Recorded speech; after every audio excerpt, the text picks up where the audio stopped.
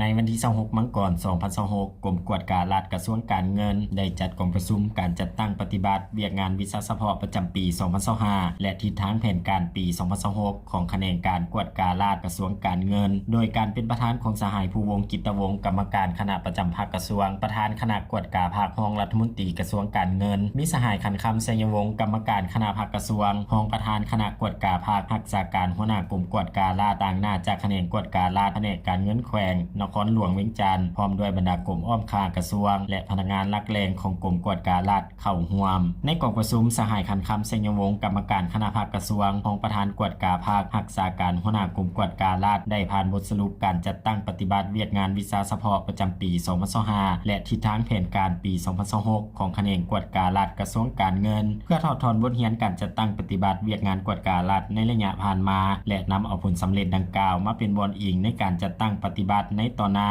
ให้มีประสิทธิภาพและได้รับผลสำเร็จใหญ่กว่าเก่าในการจัดตั้งปฏิบัติผ่านมาเห็นได้หลายปัญหาพ้นเด่นเป็นต้นแมนกวดการรัฐสกัดกั้นต้านการซ่อราดบังหลวงและติดตามกวดการปฏิบัติผลของการกวดกวดสอบตามมติสภาแห่งชาติที่ติดพันแขนงการเงินแต่ศูนย์กลางฮอดท้องถิ่นในขอบเขตทั่วประเทศซึ่งผ่านมาแม้นได้ลงติดตามสุกยูเวียกงานดังกล่าวอยู่บรรดาท้องถิ่นแต่ยังพบเห็นการละเมิดบรรดานิติกรรมที่เกี่ยวข้องของแขนงการเงินบางปัญหาที่ติดพันกับบรรดาแขนงการเกี่ยวข้องและผู้ประกอบการธุรกิจยังถือเบาต่อการจัดตั้งปฏิบัติบรรดานิติกรรมของรัฐที่ได้ประกาศใช้ในแต่ละระยะผ่านการจัดตั้งปฏิบัติผ่านมามีหลายปัญหาที่สามารถปฏิบัติและยังบางปัญหาที่ต้องได้สืบต่อติดตามสุกยูในตอนหน้าเคียงคู่กันนั้นก็ได้ดำเนินการแจ้งทรัพย์สินรายรับพนักงานราชการที่ได้รับการเลื่อนตำแหน่งยกย้ายไปรับหน้าที่ใหม่ที่กระทรวงคุ้มครองและยังได้เข้าเป็นคณะสืบสวนสอบสวนร่วมกับองค์การกวดการแห่งรัฐในการลงเก็บกรรมข้อมูลกวดการติดตามการดำเนินคดีสามารถยึดได้ทรัพย์สิน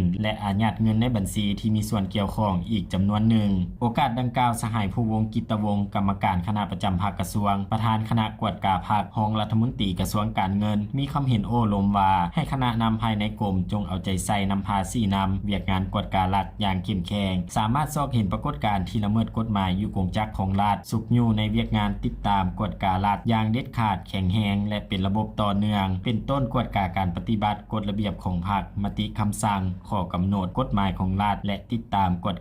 การปฏิบัติผลของการกวดกวดสอบที่ถือสำคัญบุริมสิทธิ์และการสกัดกั้นต้านการซ่อราดบังหลวงในกงจักรการจัดตั้งของคงเขตการเงินในทันแถวพนักงานแต่ศูนย์กลางฮอดท้องถิ่นการแก้ไขปรากฏการณ์ย่อท่อถือเป็นความรับผิดชอบโดยกงของคณะกวดการแต่ละขั้นทั้งศูนย์กลางและท้องถิ่น